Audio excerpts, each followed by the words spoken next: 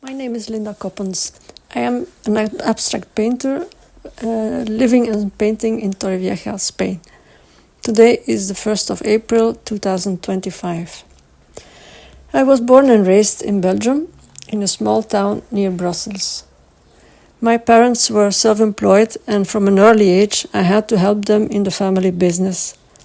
There was no time to connect and play with other kids, and the rare free time I had, I spent mostly alone, doing something creative or reading books. When I was 7, my little brother was born, and from then on I often had to take care of him while my parents worked. So my world was very small. I could not experience adventures or do silly things. I had no artistic influences from my family. I loved drawing and painting, but pursuing an artistic career was not an option. Instead, I earned a master's in psychology at university in Brussels. But my interest in art remained, and about 20 years later, I pursued an art education at the Academy of Visual Arts in Liedekerke.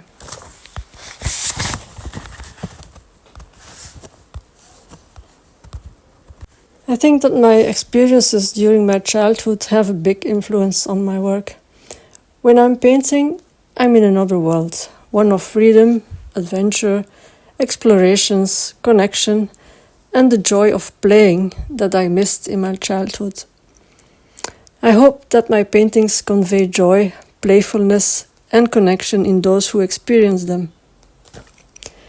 My biggest influences are Richard Diebenkorn, Willem de Kooning, Cy Twombly, and John Mitchell.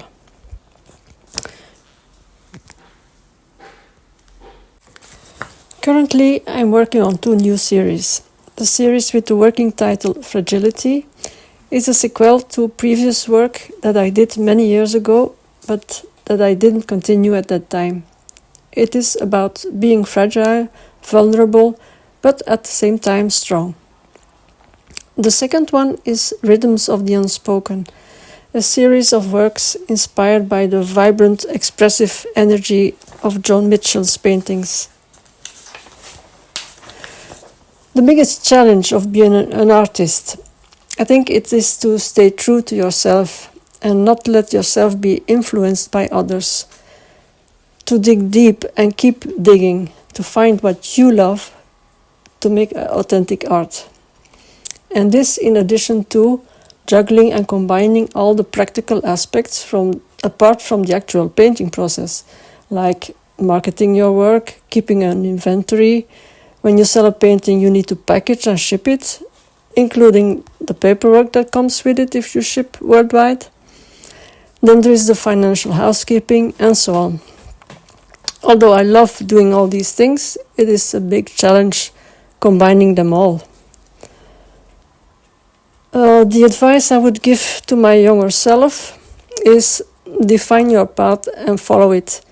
Don't fall in the trap of trying to paint what sells or to paint what others think you should paint. That doesn't work. Strive for authenticity. Trust your own instinct. Keep experimenting and evolving. Don't search for your style. Your style is who you are, the choices you make in your work. And that will come only when you do the work and paint, paint, paint. I love to experiment and try new things and new or unconventional techniques, but techniques are only that. They are a means to make art, not art in themselves. When I paint, most of the time I work in silence. But now and then I like to listen to music, often rhythmic music. It helps me to stop overthinking and to go with the flow. The best reaction someone once had to my artwork is that a visitor at one of my exhibitions said that my paintings evoke a sense of joy and happiness in them. And that's exactly what I am striving for in my work. In my paintings, I use color, texture, and gestural mark making as a structure for the creation of abstract compositions that evoke a sense of emotional balance in the viewer. My goal is to make paintings that combine boldness with subtlety and invite the viewer's mind and soul to engage. I want to create paintings that resonate with people, paintings that have a vibrant and energetic presence, that add a touch of sophistication and atmosphere to their living space. I don't want to make paintings that reproduce something that already exists. I want to paint something that never existed before. I don't consider myself an emotional painter. My paintings aren't born from inner chaos or an urge to express a specific emotion. You won't find me painting with wild expressive strokes on the canvas either. If someone were to observe my painting process, they might find it rather boring. A cycle of thoughtful contemplation, followed by deliberate mark-making or additions of color, and more contemplation.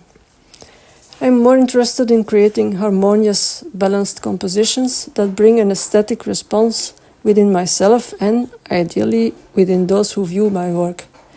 This doesn't mean there is no presence of emotional qualities in my paintings, but such emotions aren't my primary goal.